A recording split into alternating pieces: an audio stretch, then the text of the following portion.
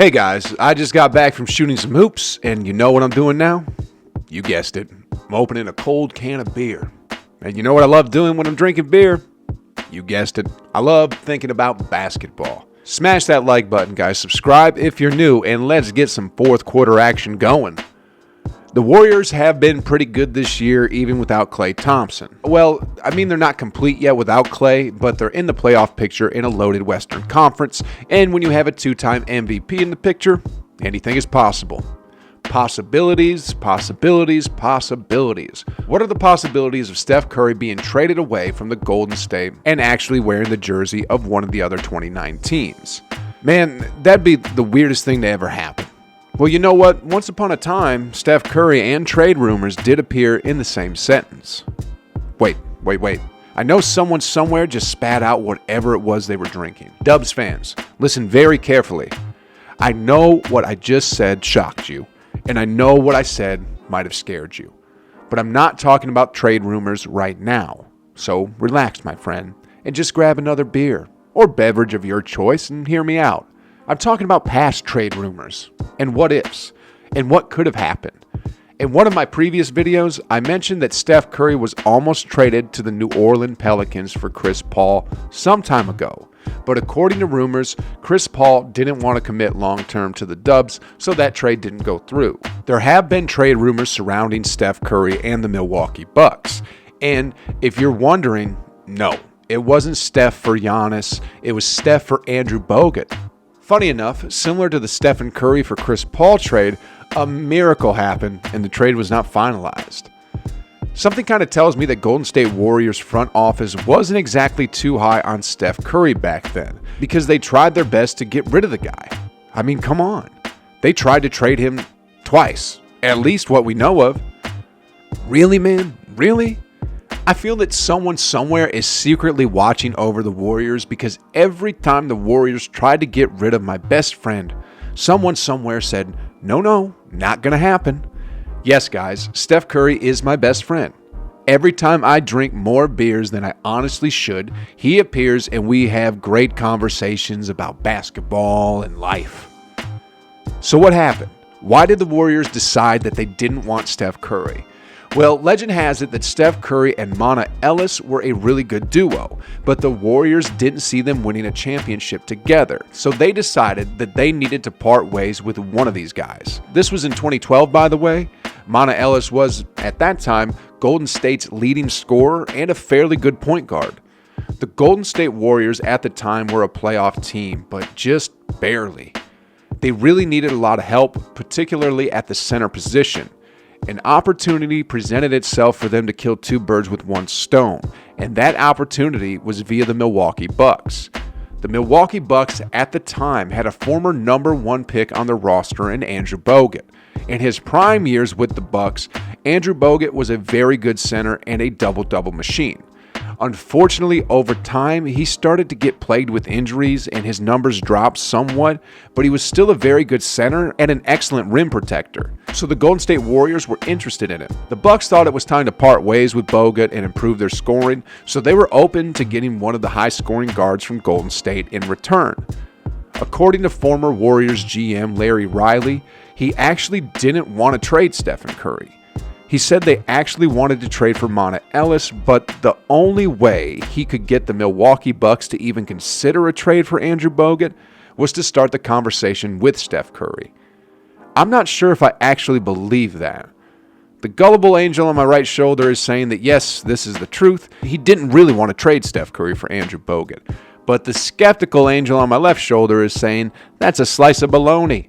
And he's just trying to make himself appear in a better light now that Steph Curry is a superstar in the league.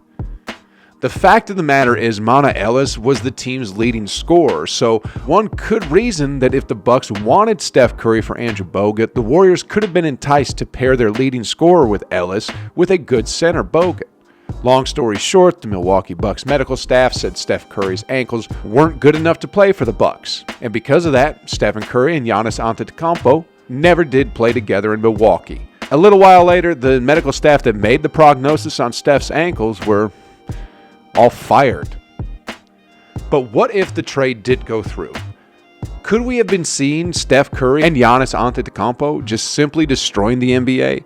Or maybe by some weird stroke of misfortune, they might have become a mediocre team, just good enough to make the playoffs and get bounced in the first or second round. Well, let's think, talk, and just have some beverages of our choice. Stephen Curry was drafted a couple of years before Giannis Antetokounmpo, and if the trade did go through, Curry would have played one season in Milwaukee before the Bucks drafted Giannis.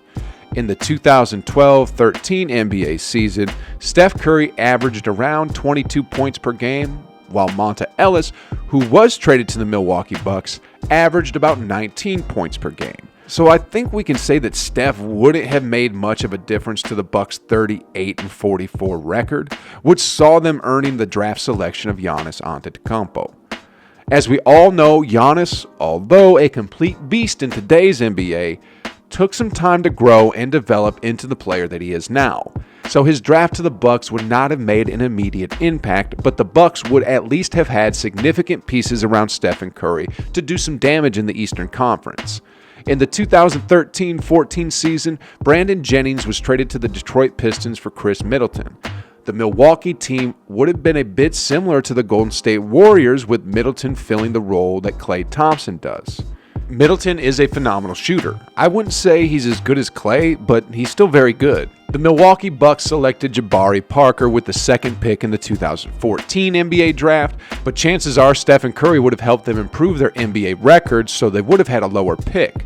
The team already had a good complement of guards, small forwards, and centers at the time, so they likely would have drafted a power forward similar to Jabari. The best one that they would have had the option of selecting would have been Julius Randle.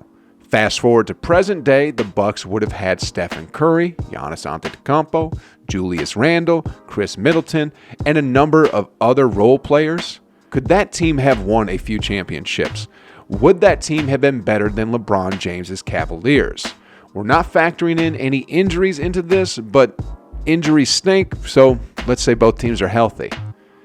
They say a chain is as strong as its weakest link, and definitely no disrespect to Julius Randle, but out of all the powerhouse players in this core, he would have been the weakest link at the time due to his first season-ending injury. So we're going to start the hypothetically great Milwaukee Bucks team in the 2017 and 2018 NBA series. This was when Julius Randle really began to put up significant numbers. In that season, the best team in the Eastern Conference was the Cleveland Cavaliers, but that team only had two significant players in LeBron James and Kevin Love.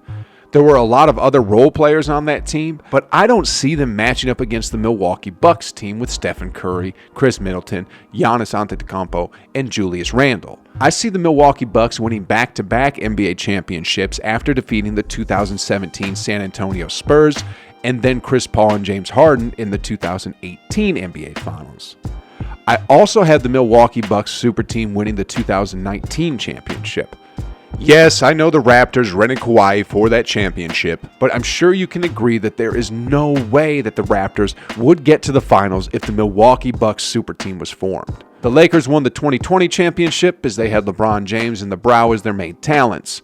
Even then I really don't see LeBron James and AD getting through Giannis, Curry, Middleton, and Randle. Some of you may argue that the salary would not work out, but they could do what Golden State is doing now and just use bird rights and pay into luxury like how Joe Lacob is doing. Now in our current 2021 season, the Milwaukee Bucks super team would be riding high on 3 or 4 championships and with no end to their dynasty in sight. Even the three-headed monster in Brooklyn currently wouldn't probably stand a ghost of a chance against this team. What if, guys? What if? What if? I ask myself this question all the time. What if I ran out of my favorite beverage? And this, ladies and gentlemen, is why my fridge is always stocked.